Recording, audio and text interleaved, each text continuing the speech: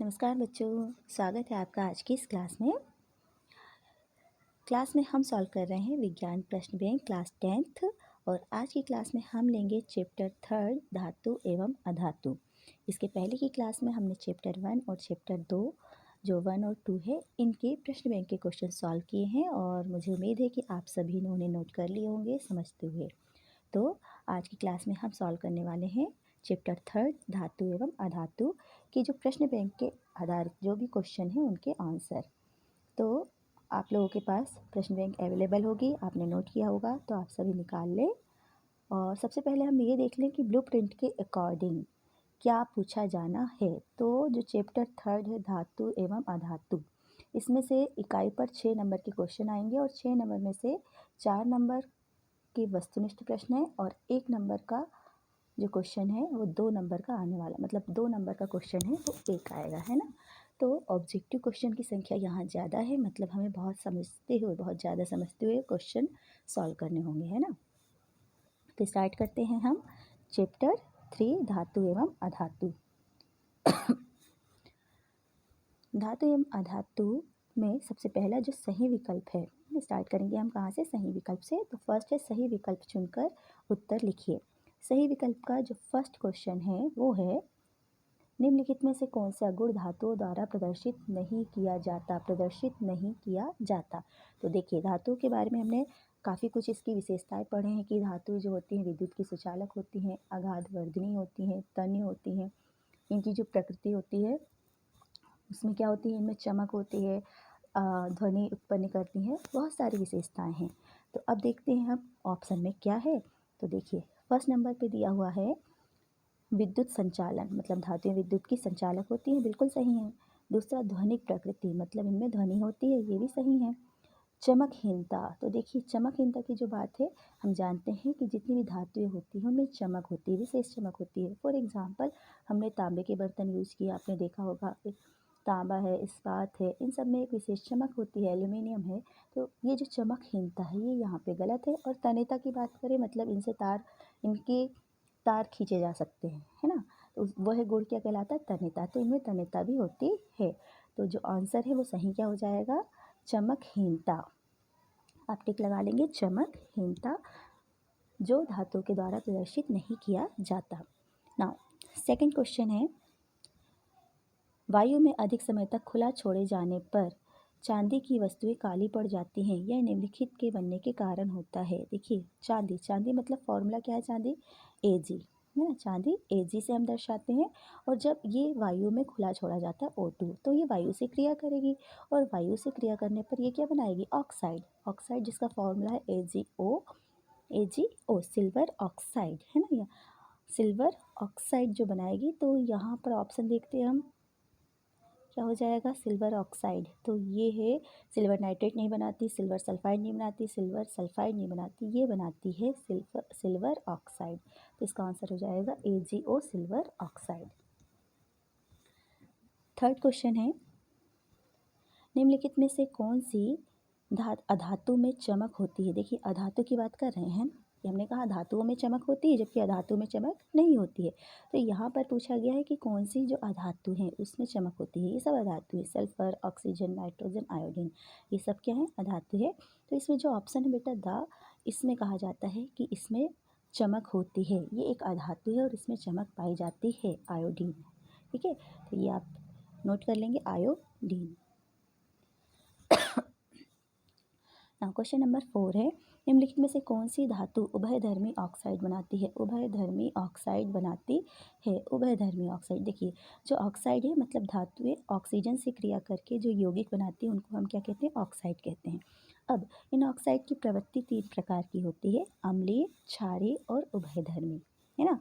अम्लीय, क्षारीय और उभयधर्मी। तो यहाँ पर कहा जाता है कि ऐसे ऑक्साइड, है ना, कि जो अम्ल और क्षार दोनों से क्रिया कर सकते हैं वो उभयधर्मी ऑक्साइड होते हैं। तो इसका जो आंसर है सोडियम नहीं है, कैल्शियम नहीं है और कॉपर भी नहीं है, आंसर है एल्यूमिनियम, है ना। तो टिक लगा लेंगे आप, एल्यूमिनियम ऐसी धातु है जिसके ऑक्साइड जो होते हैं वो उभयधर्मी प्रवृत्ति के होते हैं, अर्थात ये अम्ल एवं क्षार दोनों से क्रिया कर सकते हैं। नाउ नेक्स्ट क्वेश्चन है क्वेश्चन नंबर 5 कौन सी निम्नलिखित में से कौन सी मिश्र धातु में पारद अवयव होता है? पारद अवयव होता है। तो यहाँ पारद जो है ना बेटा, अमलगम की मिश्र धातु है ना। पीतल, कॉपर, अमलगम और स्टील है। पारद मतलब क्या? मरकरी, जिसको हम Hg, संकेत क्या है? Hg से दर्शाते हैं। तो यहाँ पर मिश्र धातु पारद अवयव कौन सा? अमलगम। इसका आंसर हो जाएगा अमलगम। निम्नलिखित में से कौन सी अधातु द्रव होती है? देखिए धातु हमने जो अधातु नॉर्मली हमने कहा कि जो अधातु होती है मुख्य रूप से गैस अवस्था और ठोस अवस्था में पाई जाती है। केवल कुछ ही धातु हैं और जिसमें से एक धातु जो है ब्रोमीन है, जो कि द्रव अवस्था में पाई जाती है। तो इसका आंसर हो जाएगा सा। फ्लोरीन, फास्फोरस, ब्रोमीन और आयोडीन में से जो ब्रोमीन है वो कैसी पाई जाती है? द्रव अवस्था में पाई जाती है, ब्रोमीन द्रव के रूप में, है ना। तो हम यूज भी करते हैं, ब्रोमीन द्रव के रूप में पाई जाती है। नाउ नेक्स्ट है कि जब जल धातु के साथ क्रिया करता है तो कौन सी गैस उत्सर्जित होती है? धातु, है ना। कि अगर जल धातु के साथ क्रिया करेगा, धातु मतलब कि एम मतलब मेटल, है ना। और इसकी अभिक्रिया जब H2 से होगी तो ये क्या बनाता है? नॉर्मली ऑक्साइड बनाता है, MO। और कौन सी गैस रिलीज हुई? H2। ये तो कौन सी गैस रिलीज होती है? हाइड्रोजन। देखिए हम अगर रिएक्शन करके देखें ना तो आंसर हमको खुद ही पता चल जाता है ना। तो जब जल धातु के साथ क्रिया करता है तो हाइड्रोजन गैस निकलती है। मिल गया आंसर। तो अब हम देख लें ऑप्शन में, पहला है ऑक्सीजन, दूसरा है हाइड्रोजन, नाइट्रोजन, सल्फर डाइऑक्साइड। तो आंसर क्या हो जाएगा? हाइड्रोजन। तो ये हुए सही विकल्प, चुनकर उत्तर लिखिए। तो क्वेश्चंस को आप बिल्कुल समझ के सॉल्व करें, ठीक है। नाउ नेक्स्ट है, निम्नलिखित प्रश्नों के उत्तर एक शब्द या एक वाक्य में दीजिए। किस धातु, ठीक है, स्टार्ट करें। पहला है, किस धातु को छोड़कर अन्य सभी धातुएं कमरे के तापमान पर ठोस अवस्था में पाई जाती हैं? किस धातु को छोड़कर, है ना। तो अगर हम देखें तो यहाँ भी हमने पढ़ा था सभी धातुएं क्या होती हैं? नॉर्मली ठोस अवस्था में पाई जाती हैं। पर मरकरी, है ना, जिसको हम Hg से दर्शाते हैं, जो मरकरी होती है वो द्रव अवस्था में पाई जाती है। अपन ने देखा थर्मामीटर में यूज़ करते हैं, है ना। पारा, इसको हम मरकरी या पारा कहते हैं। तो आप पहले का आंसर नोट कर लेंगे, क्या हो जाएगा? मरकरी या पारा, और संकेत है Hg। दूसरा है, दो धातुओं के नाम लिखिए जो ठंडे जल के साथ तेजी से क्रिया करती हैं। देखिए ठंडे जल के साथ हमने पढ़ा धातु बहुत क्रियाशील होती हैं, है ना। और धातु इतनी क्रियाशील होती हैं, लेकिन केवल दो धातु जो कि सर्वाधिक क्रियाशील हैं वो हैं, एक है पोटेशियम और एक है सोडियम। ये इतनी क्रियाशील होती हैं कि ठंडे जल के साथ खुद ही क्रिया कर लेती हैं। तो इन दो धातुओं के नाम लिख लेंगे आप, पोटेशियम और सोडियम, सेकंड का answer. Now question number third, aqua regia में सांद्र हाइड्रोक्लोरिक अम्ल एवं सांद्र नाइट्रिक अम्ल का मिश्रण किस अनुपात में होता है? देखिए एक्वारेजिया इसके पहले की क्लास में हम पढ़े हैं, इसको हम क्या कहते हैं? अम्ल राज, है ना। एक्वारेजिया मीन्स क्या हुआ? अम्ल राज। और इसमें दो अम्ल होते हैं, दो अम्लों का मिश्रण होता है। क्या होता है? सांद्र हाइड्रोक्लोरिक अम्ल और सांद्र नाइट्रिक अम्ल। इन दोनों को जब ताज़ा मिलाते हैं ना तो उसे हम कहते हैं अम्ल राज, ठीक है। लेकिन इसमें इनका रेशियो निश्चित होना चाहिए। तो यहाँ पर आप याद रखेंगे, इसमें सांद्र हाइड्रोक्लोरिक अम्ल 3 अनुपात और नाइट्रिक अम्ल होता है 1, 3:1। तो आप लिख लेंगे answer 3:1। Question number 4, question number 4 है आयनिक यौगिकों का गलनांक व क्वथनांक उच्च होता है क्यों? है ना। ये देखिए आयनिक यौगिक जैसे हमने एग्जांपल लिया NaCl, है ना। ये आयनिक यौगिक है, Na पे प्लस चार्ज होता है, Cl पे माइनस चार्ज होता है। जब ये ऐसे यौगिक जल के साथ, है ना, जल में जब इनका विलयन बनाया जाता है ना तो कहा जाता है कि इनके मध्य जो आयन होते हैं, इन आयनों में मजबूत अंतर आयनिक आकर्षण बल होता है ना। प्लस चार्ज और माइनस चार्ज है तो ये एक दूसरे को आकर्षित करते हैं। तो इनके मध्य में प्रबल अंतर आयनिक आकर्षण बल होता है, जिसके कारण इनके गलनांक व क्वथनांक उच्च होते हैं। नोट कर लिया आपने कि इनके मध्य क्या होता है? प्रबल अंतर आयनिक आकर्षण बल। नाउ नेक्स्ट है क्वेश्चन नंबर 5, अमलगम किसे कहते हैं? देखिए अमलगम इसके पहले भी आया था ना अभी क्वेश्चन में। मिश्र धातु है, किसकी है? मरकरी की, है ना। ऐसी मिश्र धातु नोट कर सकते हैं आप, अमलगम किसे कहते हैं? इसका आंसर बता रही हूँ मैं। ऐसी मिश्र धातु जिसमें एक अवयव मरकरी हो, मिश्र धातु में 2 या 2 से अधिक धातु होती है ना, तो यदि उसमें एक मरकरी या पारा उपस्थित होता है तो उसे हम अमलगम कहते हैं। उस मिश्र धातु का क्या नाम हो जाता है? अमलगम। ये 2 मिश्र धातुओं में से यदि एक पारा उपस्थित हो तो वो क्या होगा? अमलगम।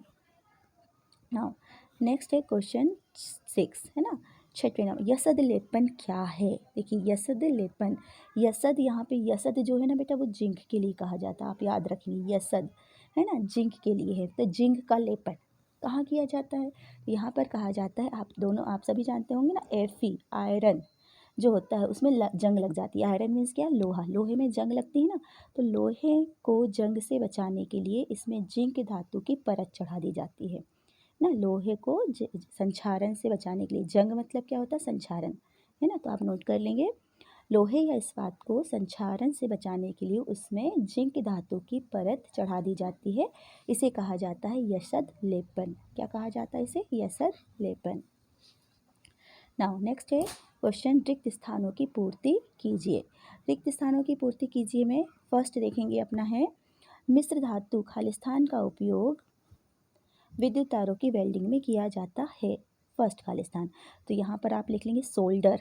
ये जो सोल्डर मिश्र धातु है, नाम लिख लें, सोल्डर मिश्र धातु का उपयोग विद्युत तारों की परस्पर वेल्डिंग के लिए किया जाता है। अब जो सोल्डर मिश्र धातु है और इसमें पीबी मीन्स लेड और टिन का मिश्रण होता है, ये भी आप नोट कर लें, है ना। ये किसका मिश्रण होता है? लेड और टिन का मिश्रण होता है, ठीक है। फर्स्ट खालिस्तान क्या हो गया? सोल्डर। सेकेंड है, लंबे समय तक आर्द्र वायु पर रहने पर लोहे पर भूरे रंग की पत्र की पदार्थ की परत चढ़ जाती है, जिसे हम क्या कहते हैं? तो लोहे पे क्या लगती है? नॉर्मली जंग लगती है। क्या? जंग लगती है। इस जंग में क्या होता है? Iron oxide. आयरन ऑक्साइड मतलब क्या? Fe2O3 और साथ में होते हैं XH2O। तो आयरन ऑक्साइड या उसी को हम क्या कहते हैं? जंग, ठीक है। तो आप लिख लेंगे इसे, सेकेंड में जाएगा जंग या फिर आयरन ऑक्साइड। थर्ड है, कॉपर वायु में उपस्थित आर्द्र कार्बन डाइऑक्साइड के साथ अभिक्रिया करता है, जिससे उसकी सतह पर भूरे रंग की चमक उस ध्यान से क्वेश्चन देख लें पहले अपन। कॉपर वायु में उपस्थित आर्द्र कार्बन डाइऑक्साइड के साथ अभिक्रिया करता है, जिससे उसकी सतह से भूरे रंग की चमक धीरे धीरे खत्म हो जाती है एवं हरे रंग की परत चढ़ जाती है। ये क्या है? देखिए, सबसे पहले ये जो कॉपर है वो किससे क्रिया करता है? वायु की उपस्थिति में। तो वायु की उपस्थिति में जब ये क्रिया करेगा तो नॉर्मली क्या बनाएगा? कॉपर ऑक्साइड बनाएगा, है ना। और अगर अब ये CO2 से क्रिया कर ले, कार्बन डाइऑक्साइड से क्रिया कर ले, तो ये क्या बनाएगा? Copper carbonate. ये CuCO3, कॉपर कार्बोनेट, है ना। तो इसका जो फॉर्मूला है वो आप फॉर्मूला, तो ये Cu2CO3 होगा, कॉपर, है ना। Cu कॉपर कार्बोनेट, आप इसका नाम लिख लें, क्या हो जाएगा? ये कॉपर कार्बोनेट, CuCO3, ठीक है। तो ये हो जाएगा हरे रंग का पदार्थ है, इसका नाम क्या है? Copper carbonate. नाउ नेक्स्ट है, 2 या 2 से अधिक धातुओं के समांगी मिश्रण को क्या कहते हैं? बहुत सरल सा क्वेश्चन है, मिश्र धातु कहते हैं। क्या कहते हैं? मिश्र धातु, या इसी को हम पढ़ते हैं मिश्रातु। क्या कहते हैं? मिश्रातु। नेक्स्ट है, वह सूची जिसमें धातुओं को उनकी क्रियाशीलता के अवरोही क्रम में व्यवस्थित किया गया है, उसे क्या कहते हैं? सक्रियता श्रेणी। पांचवे का आंसर आप नोट कर लेंगे, सक्रियता श्रेणी। उसे हम सक्रियता श्रेणी कहते हैं, ठीक है। नेक्स्ट हो गया, ये खालिस्तान हुए आपके कंप्लीट। अब आपके पास है सही जोड़ी बनाइए। सही जोड़ी बनाइए में जितने भी जो ऑप्शन है कॉलम ए और कॉलम बी को अपन मैच करते हैं। देखिए, फर्स्ट है सभी धातुएं, तो जो सभी धातुएं हैं वो क्या होती हैं? यहाँ पर अपन देखें तो जितने भी धातु हैं, अब एल्यूमिनियम नहीं होगा, मिट्टी का तेल नहीं होगा, अपरूपता नहीं होगा, पर विद्युत चालकता, जितनी भी धातुएं होती हैं वो क्या होती हैं? विद्युत की चालक होती हैं। तो पहले का हो जाएगा दाब, ठीक है। अब देखिए एनोडीकरण है, तो एनोडीकरण में हम धातु ऑक्साइड की परत चढ़ाते हैं, ये हो जाएगा। सोडियम है, सोडियम को हम मिट्टी के तेल में रखते हैं, ये हो जाएगा तीसरे का बा। और कार्बन जो अधातु है, कार्बन अधातु के बहुत सारे अपर रूप हैं, और धातु जो है वो एल्यूमिनियम, है ना। देखिए अब मैं बोलते जा रही हूँ, आप सुनते जाएं। फर्स्ट का आपका पहले का क्या हो जाएगा? सभी धातुएं विद्युत की चालक होती हैं, लिख लें। एनोडीकरण, धातु ऑक्साइड का निर्माण, सोडियम मिट्टी के तेल में रखा जाता है, कार्बन धातु अपरूपता प्रदर्शित करती है, और धातु क्या है? एल्यूमिनियम। तो ये आपकी हो गई सही जोड़ी। ना इसके बाद है अति लघुत्तरी प्रश्न। तो अति लघुत्तरी प्रश्न को अपन शॉर्ट में मैं आपको समझा देती हूँ और फिर आप नोट कर लेंगे, है ना। फर्स्ट है, रासायनिक गुणों के आधार पर धातु एवं अधातु में दो अंतर लिखिए। देखिए रासायनिक गुणों के आधार पे, तो रासायनिक गुणों के आधार पे नॉर्मली धातु जो हैं ऑक्साइड बनाती हैं, धातु अधातु दोनों ही ऑक्साइड बनाती हैं। पहला अंतर आप लिख लो, रासायनिक गुणों के आधार पे हम लिख सकते हैं, एक तो धातुएं विद्युत की कुचालक होती हैं, धातु विद्युत की सुचालक होती हैं, अधातु विद्युत की कुचालक होती हैं। धातुओं के जो ऑक्साइड होते हैं वो क्षारीय प्रवृत्ति के होते हैं, जबकि अधातुओं के जो ऑक्साइड होते हैं वो अम्लीय प्रवृत्ति के होते हैं। ठीक है, फिर नेक्स्ट है संक्षारण किसे कहते हैं। तो संक्षारण किसे कहते हैं, संक्षारण क्या है, जो धातु होती हैं अगर उनको वायुमंडल में खुला रख दिया जाए तो उनकी जो सतह है वो धीरे धीरे उनकी सतह पर अवांछित पदार्थ एकत्रित हो जाते हैं। तो अवांछित धातुओं की सतह पर अवांछित पदार्थों के एकत्रित होने की जो क्रिया है वो संक्षारण कहलाती है। जैसे कि उदाहरण इसका लोहे में जंग लगना। और जो लोहे को जंग लगने से बचाने के लिए दो उपाय हैं। तो पहला हम क्या लगाते हैं, ग्रीस लगा देते हैं, या दूसरा क्या लगा देते हैं, पेंट लगा देते हैं। ठीक है, फिर तीसरा है उभयधर्मी ऑक्साइड क्या होते हैं। तो उभयधर्मी ऑक्साइड, ये मैंने बताया था कि धातु जो ऑक्साइड बनाती हैं उन ऑक्साइडों की प्रवृत्ति होती है, वो या तो अम्ल से क्रिया करते हैं या तो क्षार से क्रिया करते हैं। पर कुछ ऑक्साइड ऐसे होते हैं जो कि अम्ल एवं क्षार दोनों से क्रिया कर लेते हैं, उन्हें कहा जाता है उभयधर्मी ऑक्साइड। जो अम्ल एवं क्षार दोनों से क्रिया करते हैं उन्हें कहा जाता है उभयधर्मी ऑक्साइड। और उभयधर्मी ऑक्साइड के एग्जाम्पल हमको मिलते हैं, अभी पेपर में ही हमने पढ़ चुका है। एक है एल्यूमिनियम ऑक्साइड, फॉर्मूला लिख लेंगे आप Al2O3, और दूसरा है जिंक ऑक्साइड, ये अम्ल एवं क्षार दोनों से क्रिया कर लेते हैं। फिर है गर्म जल का टैंक बनाने में तांबे का उपयोग होता है परंतु इस्पात का नहीं, इसका कारण क्या है। तो ये जो तांबा है ना, तांबा जो होती है इस्पात से कम क्रियाशील होगी। सॉरी, इसको अपन ऐसा भी बोल सकते हैं, जो तांबा है कुचालक है ना, तांबा जो है वो ताप का कुचालक है ना। गर्म जल में वो गर्म नहीं होगा, जबकि इस्पात है वो क्या होगा, उसको हम पानी में रखेंगे, गर्म पानी से बहुत जल्दी गर्म हो जाता है, जबकि तांबा जो होता है वो इस्पात की तुलना में कम ताप का कम सुचालक है, जबकि इस्पात ज़्यादा सुचालक है। नेक्स्ट, पांचवा है भौतिक गुण धर्मों के आधार पर धातु एवं अधातु में दो अंतर लिखिए। बहुत अच्छे अंतर आप तैयार कर चुके होंगे अब तक तो, है ना, कि जो धातु होती हैं, पहला अंतर, धातुओं में चमक पाई जाती है, अधातु में चमक नहीं पाई जाती है। फिर धातु में आघात वर्धनीयता तथा तन्यता का गुण होता है, जबकि अधातुओं में नहीं होता है। तो ऐसे बहुत सारे अंतर हैं जो आप इसमें लिख सकते हैं। ठीक है, नाउ नेक्स्ट है एनोडीकरण किस प्रकार एल्यूमिनियम को संक्षारण से बचाता है। तो सबसे पहले तो हमको ये पता होना चाहिए कि एनोडीकरण क्या है ना।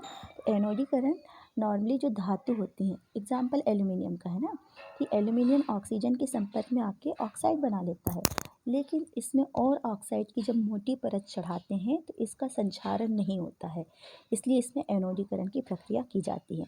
एनोडीकरण में किसी भी धातु पर ऑक्सीजन की परत चढ़ाई जाती है और इसके चढ़ाने से धातुएं जो हैं संक्षारित नहीं होती। सातवां है, फिर से है क्वेश्चन रिपीट है, उभयधर्मी ऑक्साइड किसे कहते हैं, एक उदाहरण दीजिए। तो वही ऐसे ऑक्साइड जो अम्ल एवं क्षार दोनों से क्रिया करते हैं उभयधर्मी ऑक्साइड कहलाते हैं। फॉर एग्जाम्पल क्या है, एल्यूमिनियम ऑक्साइड Al2O3।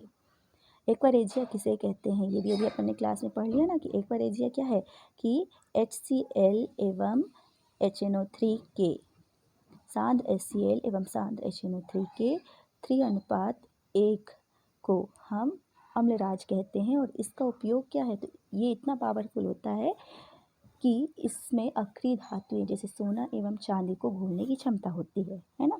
तो इसका उपयोग किया जाता है अक्रिय धातु जैसे सोना चांदी प्लेटिनम के निष्कर्षण में। सक्रियता श्रेणी क्या है, सक्रियता श्रेणी ये भी अभी आप क्वेश्चन में पढ़े थे कि इस श्रेणी में है ना क्या किया गया है, धातुओं को क्रियाशीलता के अवरोही क्रम में व्यवस्थित किया गया है। देखिए ये खाली स्थान में यहाँ पर ये देखो, है ना, वह सूची जिसमें धातुओं को उनकी क्रियाशीलता के अवरोही क्रम में व्यवस्थित किया गया है उसे हम कौन सी श्रेणी कहते हैं? सक्रियता श्रेणी कहते हैं। आपको अक्सर देखना पेपर में कुछ क्वेश्चंस के आंसर पेपर में ही रहते हैं, तो हम कभी कभी इन चीज़ों का भी ध्यान रखें, है ना। क्वेश्चन नंबर 10, अभिक्रियाशील धातु को तनु हाइड्रोक्लोरिक अम्ल में डाला जाता है, कौन सी गैस निकलती है? फिर से देखिए धातु की बात हो गई, अभिक्रियाशील है, चलो हम Na ले लेते हैं, सोडियम। तनु हाइड्रोक्लोरिक अम्ल मतलब हमने क्या ले लिया? HCl ले लिया। जब ये आपस में क्रिया करेंगे तो बनेगा NaCl प्लस कौन सी गैस निकली? हाइड्रोजन, है ना। तो अभिक्रियाशील धातु को तनु हाइड्रोक्लोरिक अम्ल में डाला जाता है तो हाइड्रोजन गैस निकलती है, ठीक है।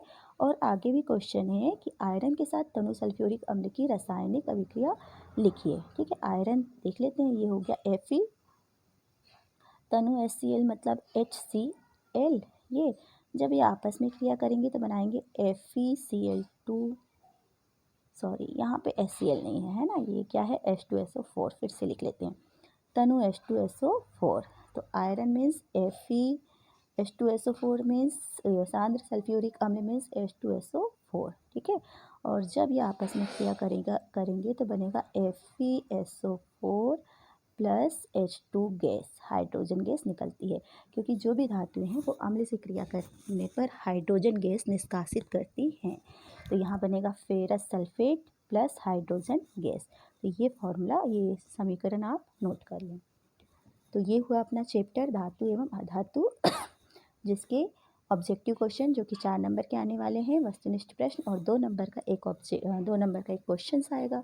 तो ये जितने भी क्वेश्चन हैं इनको आप अच्छे से सॉल्व कर लें, और क्योंकि चैप्टर बहुत इंटरेस्टिंग है और अच्छा भी है तो इसे अच्छे से तैयार करें। धातु एवं अधातु, और धातु एवं अधातु की जो भी विशेषताएं हैं उनको तैयार कर लें आप। विशेषताओं से बहुत सारे क्वेश्चन आते हैं, अंतर आते हैं, तो सबसे इम्पॉर्टेंट चीज़ होती है उनकी विशेषताएं याद करना, है ना। और जो भी धातुओं के अलग अलग नाम हैं उनको आप तैयार कर लें, ठीक है। तो आज की क्लास में बस इतना ही। आप चैप्टर 3 सॉल्व करें, फिर अगली क्लास में हम पढ़ेंगे चैप्टर 4 के प्रश्न बैंक के सारे उत्तरों के आंसर। Thank you.